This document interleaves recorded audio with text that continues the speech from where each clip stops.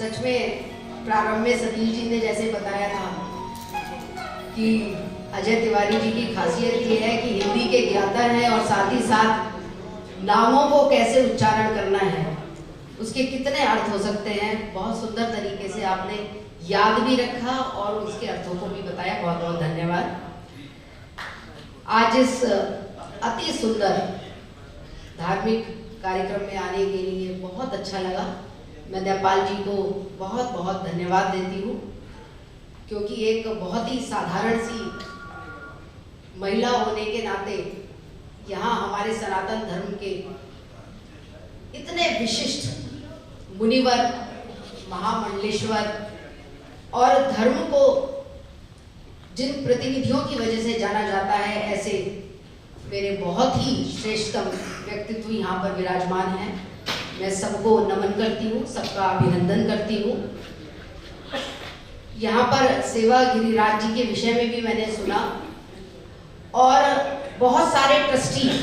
जो दिन रात मेहनत में लगे हुए हैं और उस मेहनत का परिणाम ये है कि इतना सुंदर विलक्षण ये मंदिर यहाँ पर प्रतिस्थापित है। बार बार टूटा लेकिन बार बार बना और आज देश की नहीं बल्कि पूरे विश्व में जाना जाता है। मेरा तो यहाँ पर केवल यही कहना है कि सभी जन जो यहाँ पर बैठे हैं, चाहे वो भरत झा जी बैठे हैं, टंडन जी बैठे हैं, हमारे भाई जयप्रकाश जी बैठे हैं, पंकज जी बैठे हैं, और मुंबई से जो डिब्बा बहुत मशहूर होता है, बहुत मशहूर, जो बॉम्बे जानता है, मुंबई जानता है, वो डिब्बा भी जानता है। ऐसे पवन अग्रवाल जी बैठे हैं, मुकुल जी बैठे हैं, और जिन नामों को लेते हुए मैं बहुत ही अपने को गौरवान्वित महसूस कर रही हूँ। ऐसे हमारे महामंडलेश्वर श्री नारायण गिरी जी महाराज जी हैं यहाँ पर, राघवानंद जी अभी गए हैं, और श्री श्री 108 नवल किशोर दास जी हैं, कंचन गिरी जी हैं, महंत श्री धीरेन्द्र पुरी जी हैं, और हमारे बहुत सारे ट्रस्टी हैं। श्री महंत ओम गिरी जी का मैंने अभी जिक्र किया, श्री महंत कन्हैया गिरी जी हैं, महंत सूरज गिरी जी हैं, राकेश गोस्वामी जी हैं, प्रदीप प्रजापति जी भी हैं, और रामायणी जी भी हैं, हाँ सब आए हैं, तनुज गिरी जी भी हैं, अमन गिरी जी भी हैं, हरीश जी भी हैं, जयप्रकाश जी का मैंने उल्लेख किया, सुनील कुमार जी भी हैं, शंकर लाल जी भी हैं, आनंद जी भी हैं, प्रदीप प्रज्ञापति जी भी हैं। मैं सभी को नमन करते हुए केवल एक ही बात यहाँ पर कहना चाहती हूँ कि मैं भी एक सामाजिक संस्था चलाती हूँ संपूर्णा के नाम से, और एक ब्राह्मण परिवार के अंदर जन्म लिया, गौड़ ब्राह्मण परिवार में, और अग्रवाल समाज के अंदर मेरा विवाह हुआ। प्रारंभ से ही मन के अंदर साधु संतों को लेकर, अपने मुनियों को लेकर बहुत ही आदर का भाव है। लेकिन यहाँ पर इतनी बड़ी बड़ी शख्सियत बैठी हुई है, इसलिए मैं एक बात कहना चाहती हूँ कि इस इतने बड़े देश के अंदर, 125 करोड़ का देश, गांवों का देश, जहां पर पढ़े लिखे लोग भी बहुत हैं तो बहुत कम जानने वाले लोग भी बहुत हैं, ऐसे विलक्षण देश के अंदर किस प्रकार से सनातन धर्म को जन जन में आरोपित किया जाए,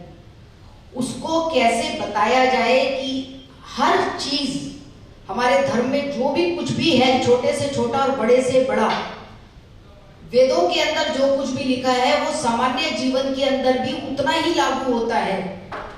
इस बात को प्रचारित और प्रसारित करने का अब समय आ गया है। अभी हम कहते हैं कि 2014 के बाद एक ऐसी चीज चली है कि हम अपने धर्म को जानने लगे हैं, लेकिन मेरा यहाँ पर एक ऐसा कहना है कि धर्म को तो हम जानने लगे हैं, लेकिन धर्म को सही मायने के अंदर जानने के लिए सच में क्या है, सच में सनातन धर्म क्या है, और 125 करोड़ लोगों तक हम इसको कैसे पहुंचाएं, हमें इस विषय पर बहुत गंभीरता से विचार करना होगा। क्योंकि हम जहां कहीं पर भी जाते हैं, 2014 के बाद कई जगह बड़ी विषम परिस्थितियां होती हैं, बड़े विषम प्रश्न पूछे जाते हैं और उसके उत्तर हमारे पास भी नहीं होते। अगर यहाँ पर इस धर्म में सहजता है तो कठोर भी हैं हम। हमारे धर्म को सामान्य जीवन से जोड़ा गया था और वेद इस बात को बहुत अच्छी तरीके से बताते हैं, उन परंपराओं को बहुत अच्छी तरीके से बताते हैं। जब से ये सृष्टि चली है, किस प्रकार से ये वेद को सामाजिक जीवन के अंदर आत्मसात किया जाए, इसके लिए लगातार प्रयास हो रहे हैं। लेकिन वो प्रयास अभी भी, यहाँ पर जो जन बैठे हैं वो तो श्रेष्ठतम जन बैठे हैं, जो यहाँ तक पहुंचे हैं वो तो श्रेष्ठतम जन पहुंचे हैं। लेकिन मैं आपसे ये जो बात कर रही हूँ, ये एक सामान्य जन की कर रही हूँ, ये एक ऐसे व्यक्ति की कर रही हूँ जिसको धर्म का कुछ पता ही नहीं है, जिसको किसी चीज का कुछ पता ही नहीं है, बस चले जा रहे हैं, चले जा रहे हैं, चले जा रहे हैं। ये भारत देश केवल जाना ही इस बात के लिए जाता है कि ये पूरे विश्व को एक रास्ता दिखाता है। लेकिन इस विश्व को रास्ता दिखाने के लिए पहले इस मातृभूमि के अंदर, इस भारत भूमि के अंदर हम लोग भी तो जाने कि ये धर्म क्या है। जब लोग बाहर से आते हैं, जब हमारे यहाँ पर लोगों से मिलते हैं, मंदिरों में जाते हैं, तब कई बार उनको बड़ी निराशा होती है। ये निराशा ना हो, सच में भारत विश्व गुरु बन के उभरे। इन्हीं शुभकामनाओं के साथ, इन्हीं इच्छाओं के साथ मेरा सभी अपने साधु जन से, महामंडलेश्वर जी से बहुत ही विनम्र अनुरोध है कि धर्म की इस ध्वजा को अंतर तक पहुंचाने के लिए हमें बहुत ही